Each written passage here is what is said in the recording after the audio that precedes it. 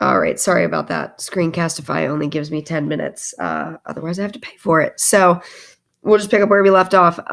Lots of technology that was being used throughout this course. Lots of technologies that we were introduced to, and we basically just had to figure out what worked for us and what didn't. And some of it is stuff that I've even carried over into my current face-to-face classroom.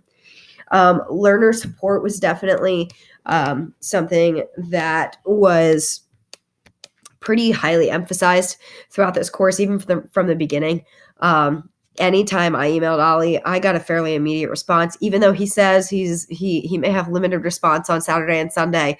I still got pretty immediate responses when I emailed, and a lot of support from my classmates as well. When I had questions, they would answer them.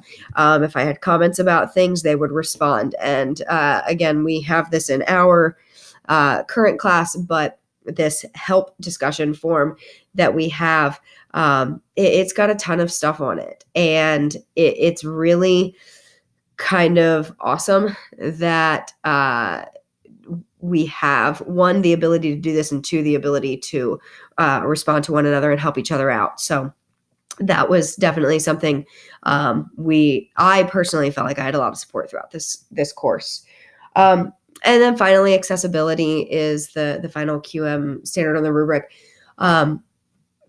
I really truly believe that the majority of the stuff in this class was accessible. There were a couple of things that I didn't have access to, but that was more my district not allowing me to have access to it, not necessarily accessibility from the course's standpoint. There were a couple of things that just got blocked. And I was able to find alternatives for them, which is a big thing. Excuse me. In the both the INACOL standards and the chapter readings from chapters 3 and 4, they do talk a lot about making sure that things are accessible and making sure that if accommodations are necessary, they're met. And I think some of that is the teacher's responsibility or the instructor's responsibility. And I think some of that is the student's responsibility to kind of try and find alternatives and find things that work. Screencastify is one of those things. Screencast-O-Matic does not work on my district computer as well as Screencastify does. And that was a conversation that I had with Ollie, and he was very receptive to that and basically said, use whatever works as long as the product is the same. So yeah, it was definitely accessibility. And obviously it's an online learning space, so it's accessible anywhere that you have internet and a device. And I have pulled this up on my district computer, on my cell phone, on my iPad. So it's pretty much accessible anywhere I go. So definitely accessibility is important and very clear in this course. So all in all, I think this course meets the QM rubric. I really enjoyed taking this course. I'm looking forward to the 632 course because I feel like it's definitely set up similarly. I think taking these courses has kind of also helped me reflect on what I need to do as both a face-to-face teacher and an online instructor. One of the things that I feel like I personally have issues with that is really good in these courses is direction. Because I'm a face-to-face teacher, I don't necessarily write the best online directions because I know that I have that face-to-face interaction with my students. I can just answer their questions there. But as I'm thinking about this inclement weather unit, I'm not going to be there.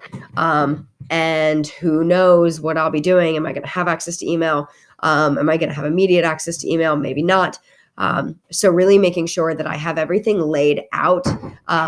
And yes, it's sometimes a little bit overwhelming to see those overviews, but rarely do I have questions when I'm finished reading them because everything is there for me.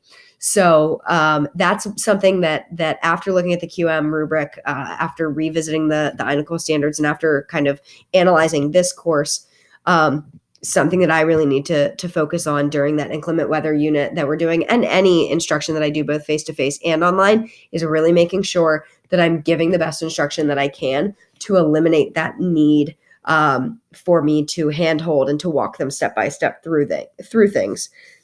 So that's definitely where I stand on this.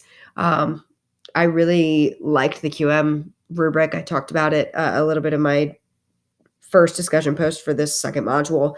I think it's easy to read. I think it's easy to understand. I think everything is kind of right where it needs to be. So I definitely think there is a lot of good information there, and a lot that can be helpful, both as an online educator and as a face-to-face educator as well. So please feel free to respond. Let me know if you have any questions. Thanks.